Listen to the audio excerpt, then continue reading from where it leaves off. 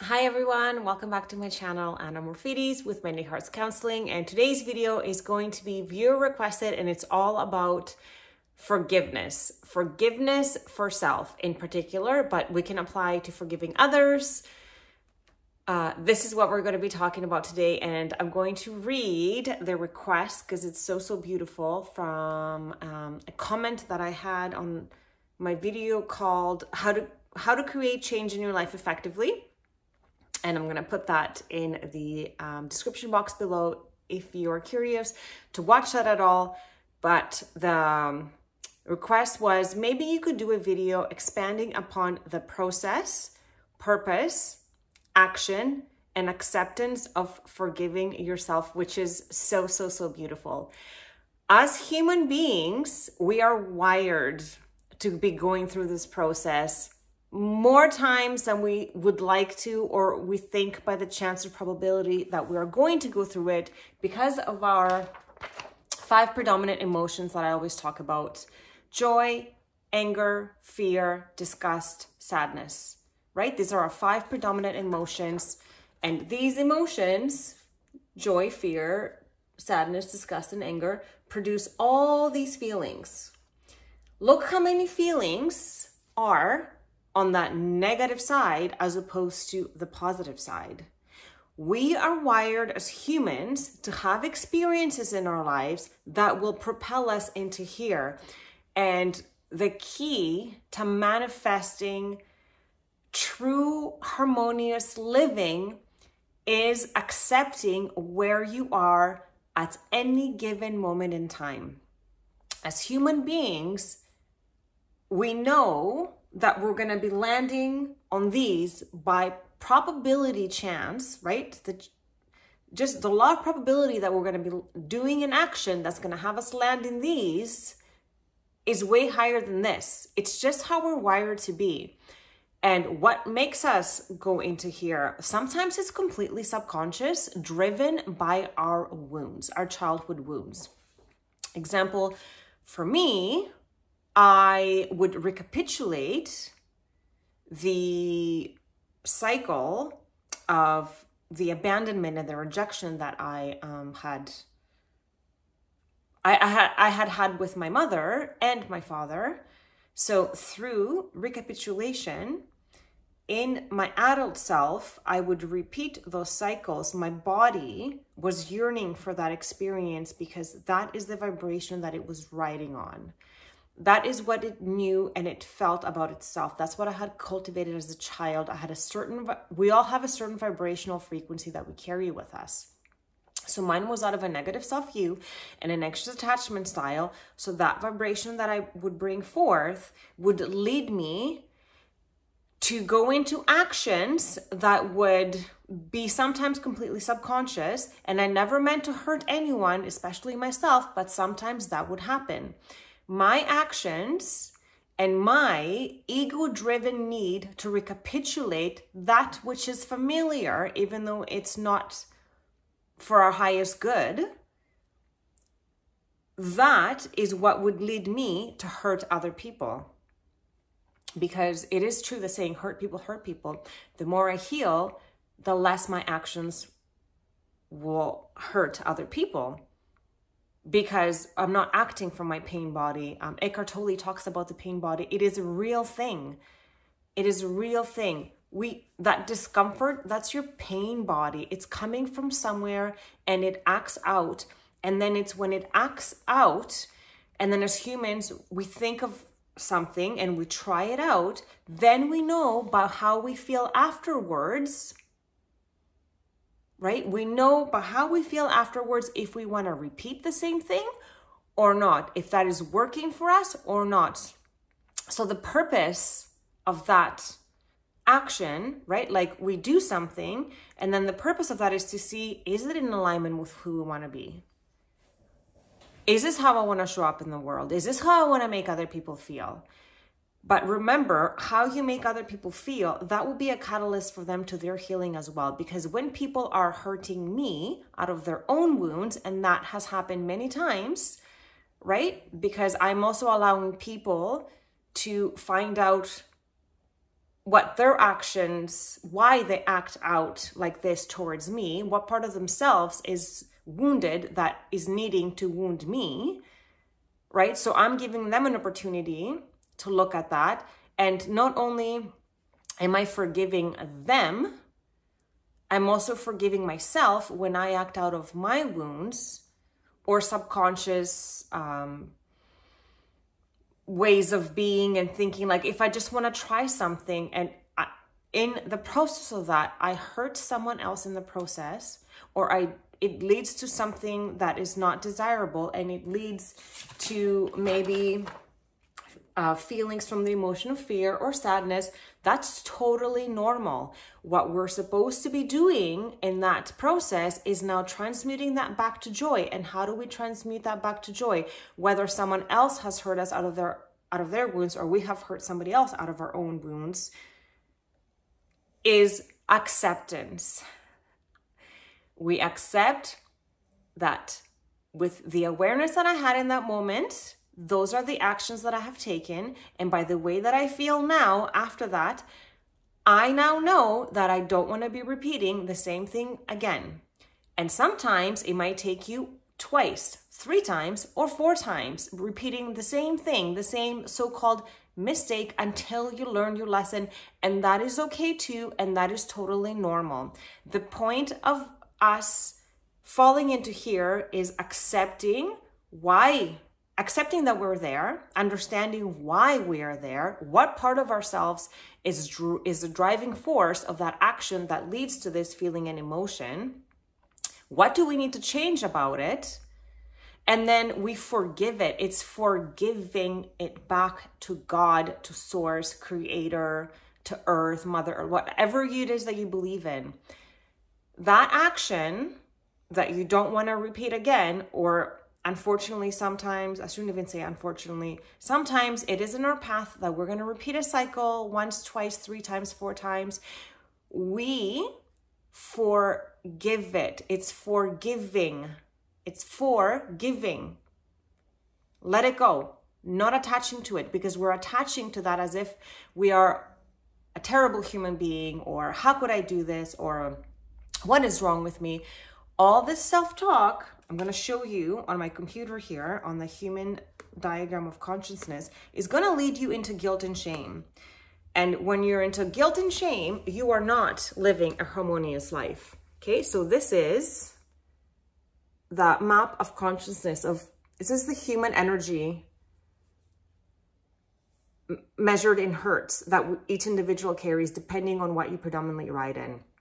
So I used to predominantly ride in guilt and shame because that's how I grew up. I grew up in deep criticism. I was never told I love you, and there was never anything positive said to me. So I was riding in guilt and shame. So of course, as an adult, I was recapitulating relationships that would continue to feed that guilt and shame, because it's like, it's a part of who I am and it wants to be fed. So it looks for those experiences to feel that. But the more I was starting to heal, and I would find myself in situations where I would take an action and then I would feel the shame and the guilt about it, then I knew, oh, I can never repeat this ever again. That did not work. In my head, I thought it's a good idea, but then after trying it out, I'm like, no, this is not working. So I had 2 choices now. I could continue to ride in guilt and shame. And where would that take me when it comes to the life view is, what does it say here? Evil and miserable. I would be suffering, like the red is suffering. This is when we suffer. Despair, blame, humiliation, hopeless, evil, miserable. Like that is where I would be keeping myself riding on. But when we accept the present moment, when we accept I hate to even say the word mistake, the errors, if we accept our actions without even calling them errors, it's just an action that I don't want to repeat again. And even if I am to repeat it again, obviously I haven't learned my lessons because something is driving me to take that in the first place, right? Like we follow that path. And sometimes the path of healing is not easy or feeling good, because even if you see it, again, predominant emotions, like we're going to be in the 4 more than we are going to be in this one. That's why Buddha said, if you're happy 50% of the time, you're winning in the game of life. And like, I understand it now. We fall into those categories. We're going to do actions that are going to make us feel those predominant emotions and those feelings. But then when we go into acceptance of what is, the frequency rises, and then the emotion that is predominant is forgiveness, and then the life view is harmonious. Do you see how much different that is than guilting and shaming yourself and then staying in blame and humiliation and evil and misery? Why do we choose to do that as humans? We don't need to choose to do that as humans.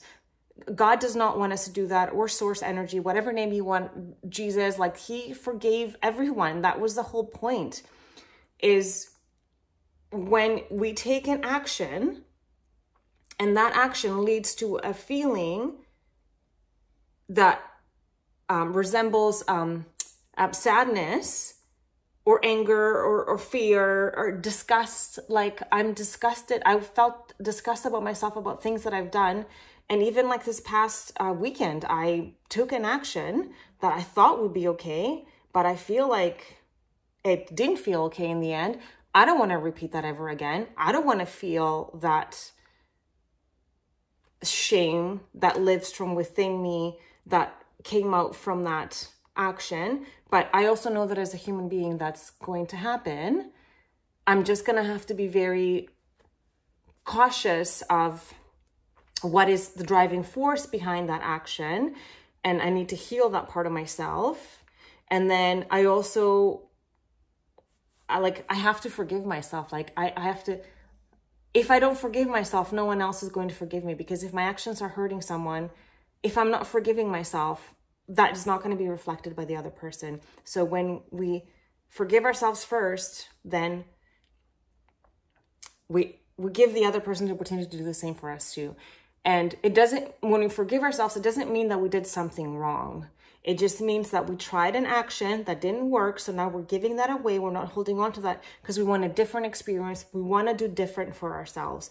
And we accept that this is the best that we could do with the awareness that we had in the moment.